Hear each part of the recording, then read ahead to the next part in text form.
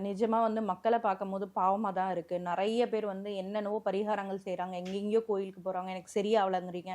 நம்ம இப்ப வந்து ஜோதிட ரீதியா நம்ம நெறைய வீடியோஸ் வந்து பார்க்கும்போதும் சரி, கமெண்ட்ஸ்லயும் சரி, நெறைய பேர் வந்து புலம்புறத வந்து நம்ம நிச்சயமா வந்து பார்க்க முடியும். எனக்கு வந்து இவ்ளோ பண்றேன், இவ்ளோ கோயிலுக்கு போறேன், இவ்ளோ தான தர்மம் பண்றேன், எனக்கு எதுவுமே நடக்கல. ஆனா, ஒரு சின்ன கல் தடுக்கி விழுந்து உயிர் கூட போகக்கூடிய வாய்ப்பு இருக்கு. ஸோ அத மக்கள் எல்லாருமே வந்து புரிஞ்சுக்கணும். மாந்திக்கு இப்ப நெறைய வீடியோஸ் வந்து நான் குடுத்துன்ருக்கேன். மாந்திய பத்தியே குடுத்துன்ருக்கேன். எதனாலனா, இந்த சின்ன விஷயம்னு நெனைக்கிறாங்க. ஆக்சுவலி இது சின்ன விஷயமும் கிடையாது. சின்ன விஷயம்னு நெனைக்கிறாங்க. இந்த மாந்தி ஒரு விஷயத்த கிளியர் பண்ணும்போது, அவங்களுக்கு மிகப்பெரிய மாற்றம் தெரியுது. ப்ரூஃபா நம்மளுக்கு வந்து அத்தன பேர் நெறைய பேரோட வாழ்க்கை வந்து மாறுறத நம்ம வந்து பார்க்குறோம். இப்போ ஒரு 2 டேஸ் பேக் கூட வந்து ஒருத்தவங்க வந்து சொல்றாங்க ஃபோன் பண்ணி, "மேம் நீங்க வந்து ஒரு 1 இயர் முன்னாடியே சொன்னீங்க.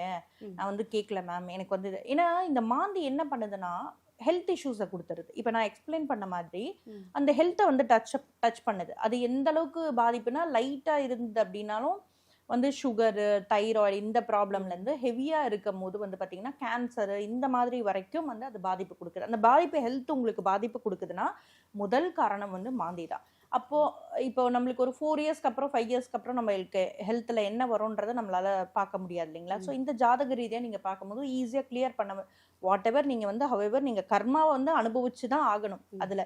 இது ஜஸ்ட் ஒரு என்ன சொல்றது? ஒரு கொஞ்சம் சாந்தப்படுத்துற மாதிரி அப்படின்னு வச்சுக்கோங்களேன் கிரகங்கள. இப்ப நம்ம வீட்லயே வந்து உங்க அப்பாவோ, அம்மாவோ கோவமா இருக்கும்போது நான் இப்படிதான் பண்ணுவேன். என்ன பண்ண முடியும் உங்களால? அப்படின்னு கேட்டா எப்படி இருக்கு? சாரி அப்படின்னு சொன்னா எப்படி இருக்கு? லைக் அவங்க சொல்ற பேச்ச கேட்டு நடந்தா எப்படி இருக்கு? இந்த மாதிரி டிஃபரன்ஸ் இருக்கு இல்லைங்க? அந்த மாதிரி கிரகங்களும் கடவுள் வந்து நான் வந்து ஃபாலோ பண்றது வந்து பாத்தீங்கன்னா சரணாகதி தான். எப்பவுமே என்ன ஜாதகத்துல இது வந்து உங்களோட ப்ரீவியஸ் பர்த் கர்மா. உங்களுக்கு அடுத்த பர்த் இந்த பர்த்ல நீங்க இருக்கீங்க. அடுத்த பர்த்தும் வந்து பாத்தீங்கன்னா உங்களுக்கு என்னவா பிறப்பீங்கன்றது உங்களுக்கு தெரியாது. அது எல்லாமே இந்த ஜாதக கட்டத்துல இருக்கு. அப்ப நீங்க உங்களோட ப்ரீவியஸ் பர்த் கர்மாவை வந்து சரி பண்ணிக்கோங்க.